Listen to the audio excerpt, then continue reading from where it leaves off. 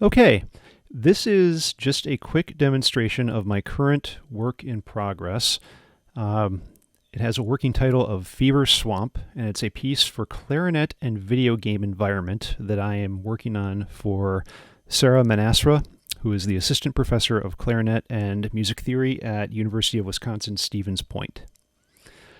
Sarah and I have been wanting to do a piece together for a while, and we haven't really found anything that really worked until recently when she emailed me this absolutely insane text that someone else had sent her that purports that ancient Egyptian hieroglyphs that look like feet are in actuality quarter notes, and that their use in ancient Egyptian hieroglyphs somehow predicts the rise of Cardi B, who is the biblical Antichrist. And this is all in the Bible and in ancient Egypt.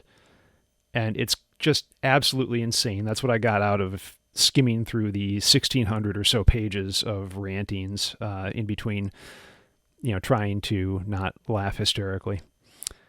So, based on that, and with all of the conspiracy theories that are currently in the news here in late 2020, I decided to write a piece based on kind of that idea of conspiracy theories and fever swamps and sort of the echo canyon that a lot of people find themselves in.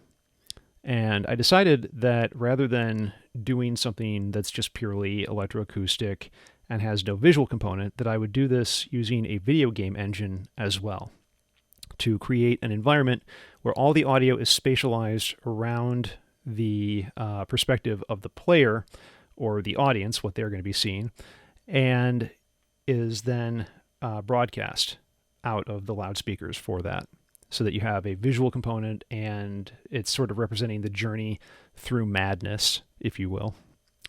To do that, I just went into Unity and I created a pretty basic world. It's kind of a very simple maze. You can see the path here using that sand texture that you follow. And that is really the majority of what's going on there, is you're just walking through that. While one person is doing that, they are also controlling which parts of the score are displayed. I've just sliced a couple of musical examples out of an existing piece and put them up there. This is not the music for the final piece. I will actually write something that's clarinet and idiomatic and not, I think I used a mandolin piece on this, so probably not that.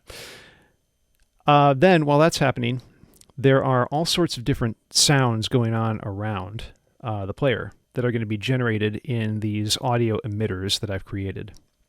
The audio emitters are just basically invisible spheres that are emitting different sounds that are controlled in the Fmod middleware engine.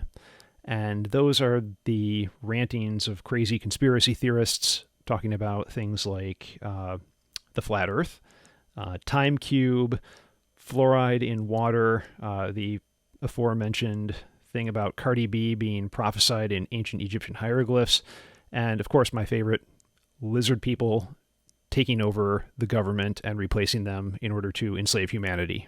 Because, you can't have conspiracy theories without lizard people.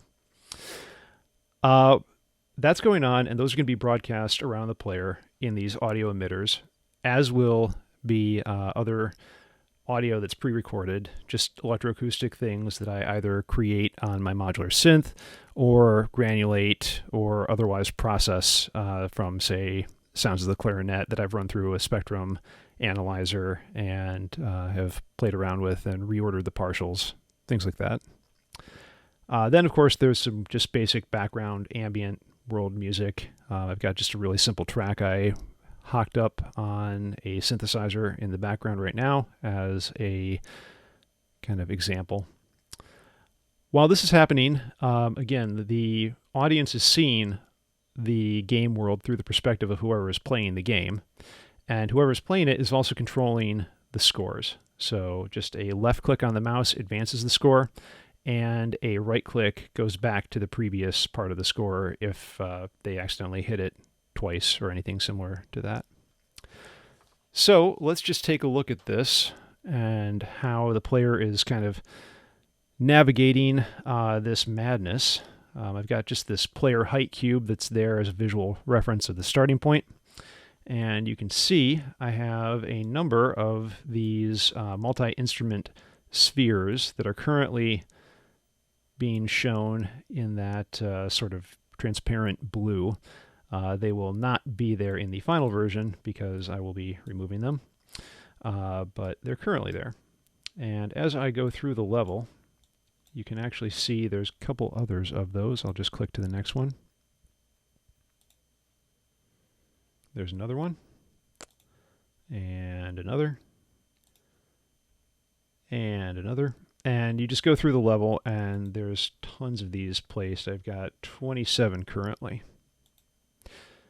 So that is what you're going to hear. All the audio is spatialized around the player automatically, and it's a really great way to kind of handle auto panning and that as well. And then I can, of course, throw reverb on there to really kind of bring home this echo canyon idea and kind of, you know, demonstrate the journey through the conspiracist's mind through music. So let's take a quick look at how it plays. I'm not going to play through the entire level, but I'll give you a quick taste.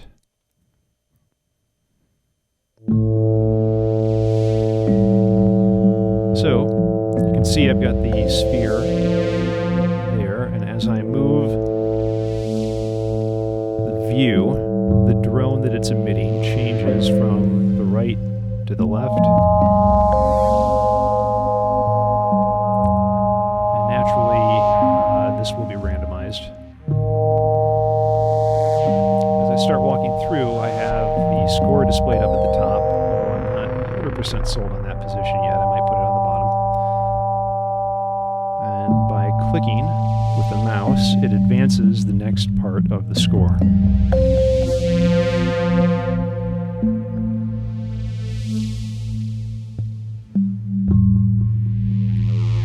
So while this is happening, the clarinetist would be off to the side of the stage playing what's visible.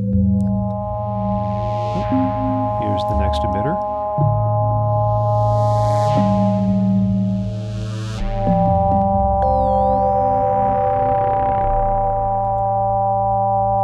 Another page.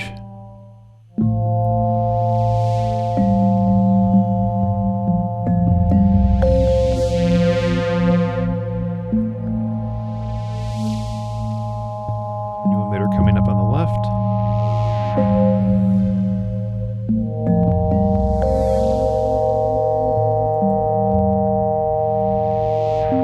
And of course, this can be set up for any surround sound configuration as well, up to 7.1.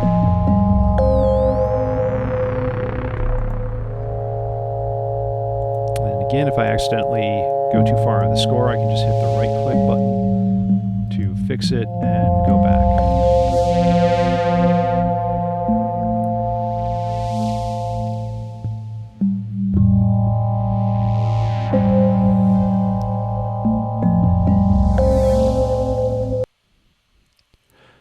So that is just a really, really basic demo. I'm still working on this. I've got a lot to record, and I have a lot to play around with in terms of the area of effect for the middleware, for how far its broadcast range is. Then I'll probably have to insert more of those in there, and then play around with creating other electroacoustic elements, and then actually creating the real clarinet score and not just using a mock-up from a previous piece.